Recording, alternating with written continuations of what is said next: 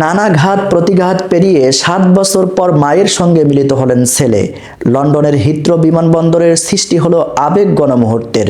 বিএনপির চেয়ারপারসন খালেদা জিয়া চিকিৎসার জন্য লন্ডনের স্থানীয় সময় বুধবার সকালে ৯টার পর হিথ্রো আন্তর্জাতিক বিমানবন্দরে পৌঁছান। সেখানে আগে থেকে অপেক্ষায় ছিলেন তার ছেলে, বিএনপির ভারপ্রাপ্ত চেয়ারম্যান তারেক রহমান ও তার স্ত্রী জুবাইদা রহমান। কাতারের আমিরের দেওয়া বিশেষ এয়ার অ্যাম্বুলেন্সে করে খালেদা জিয়া লন্ডনে পৌঁছান। টার্মিনালে সাবেক এই প্রধানমন্ত্রীকে ফুল দিয়ে শুভেচ্ছা জানান বাংলাদেশের ভারপ্রাপ্ত হাই কমিশনার হযরত আলী খান। এরপর পুত্রবধূ ডক্টর জুবাইদা রহমান খালেদা জিয়ার পা ছুঁয়ে সালাম করেন। তারপর তারেক রহমান মায়ের হুইল চেয়ারের কাছে এসে তাকে জড়িয়ে ধরেন। খালেদা জিয়ার সঙ্গেই লন্ডনে গেছেন তার ছোট ছেলে প্রয়াত আরাফাত রহমান কোকোর স্ত্রী সৈয়দ শামিলা রহমান সিথি। যুক্তরাজ্যের বিএনপির সভাপতি এম এ মালিক, সাধারণ সম্পাদক কয়সার এম আহমদ সহ অনেক নেতাকর্মী বিমানবন্দরে উপস্থিত ছিলেন। ২০০৭ এবং ৮-এর সেনানিয়ন্ত্রিত তত্ত্বাবধায়ক সরকারের আমলে খালেদা জিয়ার মতো তার বড় ছেলে তারেক রহমানকেও গ্রেফতার করা হয়েছিল। মুক্তি পাওয়ার পর তিনি পরিবার নিয়ে লন্ডনে চলে যায়। দেশে আর ফেরা হয়নি। এর মধ্যে পাসপোর্টের মেয়াদ ফুরিয়ে যাওয়ায় তারেককে যুক্তরাজ্যের রাজনৈতিক আশ্রয় নিতে হয়। ছোট ভাই আরাফাত রহমান কোকোর মৃত্যুর আর মায়ের কারাগারে যাওয়ার মতো দুঃসময়েও তার দেশে ফেরা হয়নি।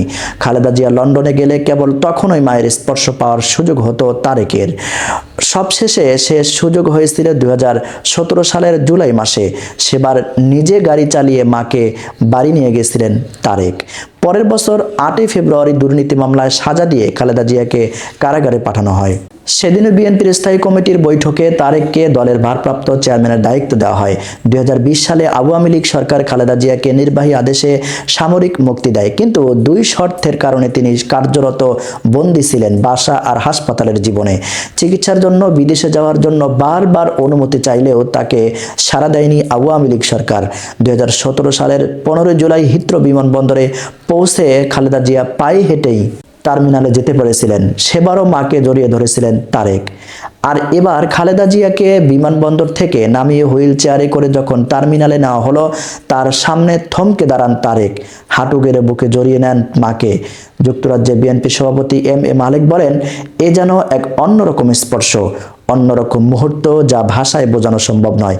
যিনি মায়ের স্পর্শ অনেক দিন পাননি, তিনিই বোঝেন এই আবেগঘন মুহূর্ত।